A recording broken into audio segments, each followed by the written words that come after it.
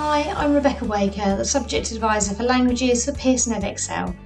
In this presentation, I'm going to give you a student and parent-friendly overview of the new GCSE 2024 qualifications in French, German and Spanish.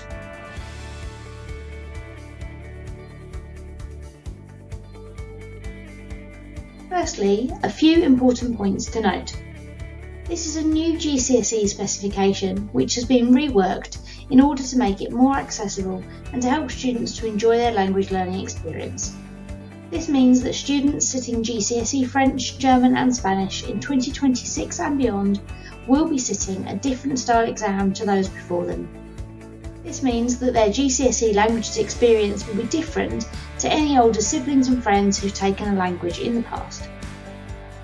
GCSE languages are tiered qualifications, and this means that students either sit a higher paper covering grades 4 to 9 or a foundation paper covering grades 1 to 5. All papers are sat at the same tier and there's no mix and match option.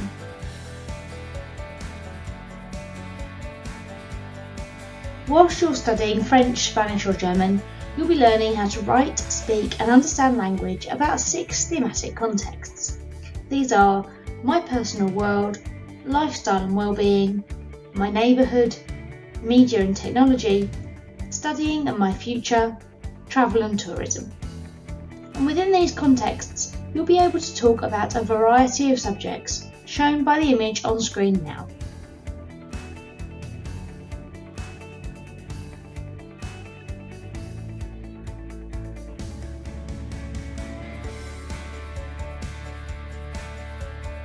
So, the next thing you'll want to know is how you're examined. The papers follow the 4 skills structure that you'll already be used to, with assessments in speaking, listening, reading and writing. We'll go into a little more detail about each now. Paper 1 is the speaking. It's worth 25% of your overall grade, and you'll have a short read aloud task, a role play and a picture description with a follow-on conversation. There are some things that it will be useful for you to know. You get some preparation time before your speaking exam in a silent room with an invigilator. The last minute of this time is for when you're in the exam room with your teacher examiner. In this minute, you can practice the read aloud out loud if you like to. You can read it all the way through, practice a few of the words that are most challenging, or just carry on preparing in silence. It's up to you. The role-play tasks are all set in real-life situations like buying things, going to the doctor, booking hotels, etc. So they should be useful to you in the wider world beyond the exam. Finally, for the picture task and follow-up conversation, you'll be given a choice of thematic context a few weeks in advance so you can be prepared and feel confident. Paper 2, also worth 25% of the grade, is the listening. At the start of this paper, you get 5 minutes to go through and take a look at the questions and highlight or make notes as you wish. On this paper, you'll answer different question types like multiple choice and short open responses. There's also a dictation task where you will listen to an extract and write down what you hear, either as gap fill or full sentences. You'll listen to each extract 3 times so that you can listen, respond and finally check. And these extracts will be spoken at a moderate pace with gaps built in to give you time to think and answer. There will also be a couple of minutes at the very end of the paper if you wish to check anything over. Paper 3 is the reading, and that's worth another quarter of the GCSE. There are similar question types to the listening and also a translation into English. To support you, where the question is about a cultural topic that you might not have heard of, there will be a supporting picture to help you. Proper nouns like place names will be explained with an asterisk too, so you're only being tested on your language knowledge. Before we move on to writing, there are a few things to let you know which will apply to both the listening and the reading. Firstly, the same question types will be in the same place in the paper for the same number of marks each year. For example, if question 1 is a multiple choice question in our sample papers, then it always will be in our exams. This means you know how the papers look and will be very familiar with the expectations.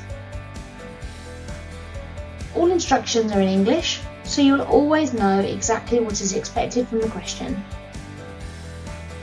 The reading and listening extracts have been broken down into shorter chunks. This makes them more manageable for you and it's less of a strain on your working memory. Finally, the papers will only use a set list of names, so you're not going to be confused by a French, Spanish or German name that you've never seen before and start trying to work out what it means. The last paper is a writing paper. In the foundation paper, you'll complete a picture description, a 40 to 50 word task and an 80 to 90 word task. For higher, it's 80 to 90 words and a 130 to 150 word task.